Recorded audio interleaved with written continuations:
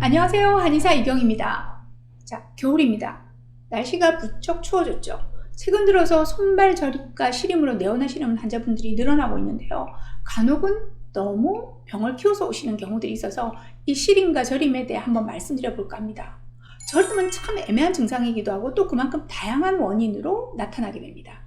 흔히 저림을 말씀하실 때 뭐가 기어다니는 것 같고 아픈 듯 안 아픈 듯 해서 잠을 잘 수도 없고 쥐어짜는 듯한 느낌 등등 정말 다양한 표현법을 말씀들을 하고 계신데요. 한의학에서는 저림을 비증이라고 합니다. 한자로 절을 비자, 자, 자막 나가죠? 절을 비를 쓰고 있습니다. 이 비증은 혈관과 경락을 순환하는 기와 혈액의 순환이 정체되어서 제 방향으로 가지 못할 때 나타나는 증상을 말합니다. 우리 몸은 혈관을 통해서 모든 영양물질을 조직으로 반입하고 있고요. 반대로 조직에서 나온 노폐물들을 반출하고 있습니다. 한의학에서는 이런 혈행의 흐름을 조절하는 것을 기라고 합니다. 경락을 통해서 운행합니다. 따라서 기혈의 순환이 질병과 노화의 첫 번째 징후이자 그러한 상태를 일으키는 원인 제공자일 수 있습니다. 이 저림은 바로 이런 기혈의 순환에 문제가 생겨서 나타나는 증상이라고 할 수 있습니다. 자, 나타나는 이유는요. 첫 번째는 혈액이 부족해서 생기는 빈혈이나 혈행을 도와주는 에너지의 저하, 그러니까 저혈압이나 과로 등의 기여 상태일 수 있습니다. 하지만 더 많은 경우는요, 두 번째 경우, 즉 혈관과 경락의 순환을 저체시키는 방해물들이 있을 때입니다.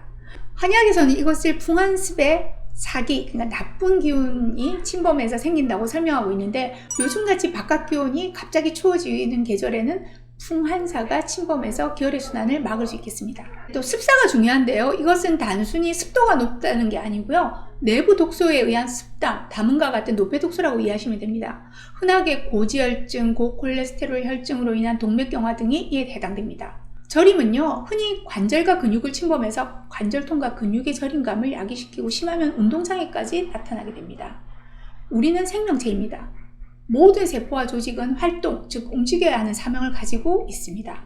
움직이지 않으면 죽은 것 또는 죽어가고 있는 것이라고 볼 수 있습니다. 그래서 움직임을 막는 것은 건강에 아주 치명적이라고 할 수 있죠. 이것을 아주 단적으로 표현한 한의학적인 병리 기전이 있습니다. 바로 불통 즉 통. 다시 말해서 소통하고 움직이지 못하면 아프다는 뜻입니다. 통하지 않으면 아프다. 정말 만고불변의 진리라고 할 수 있습니다. 모든 세포와 조직은 혈맥을 통해서 전달되는 기혈에서 영양물질과 에너지를 공급받습니다. 그리고 생명활동을 하면서 발생하는 쓰레기, 노폐독소 역시 혈관과 림프액을 통해서 배출시킵니다. 우리 몸은 물길에 의해 움직입니다. 이러한 물길이 막히면 통하지 못한 부위는 썩게 되고 병들어 죽게 됩니다. 이 만고불변의 진리는 인체뿐만 아니라 사회에도 그대로 통합니다. 가정에서 또는 사회에서 소통이 안 되면 그 사회는 가정은 썩고 병들게 되죠. 우리는 가정에서 그리고 정치에서 정말 뼈저리게 보고 있습니다. 자, 여러분의 몸이 저리고 시리다는 것은 그 부위에 소통이 안 되고 있다는 뜻이고 조직을 살리는 영양소의 공급이 안 되며 조직에 쌓인 노폐 독소의 배출도 안 되고 있다는 뜻이겠죠. 그래서 저리고 시린 부위에는 부종이 함께 생기게 되면 더 나쁜 증상으로 발전하게 됩니다. 저린 증상이 생길 때는 원인을 해부학적으로 두 가지 문제로 양분할 수 있겠습니다. 신경계 또는 혈관계의 문제가 발생한 건데요.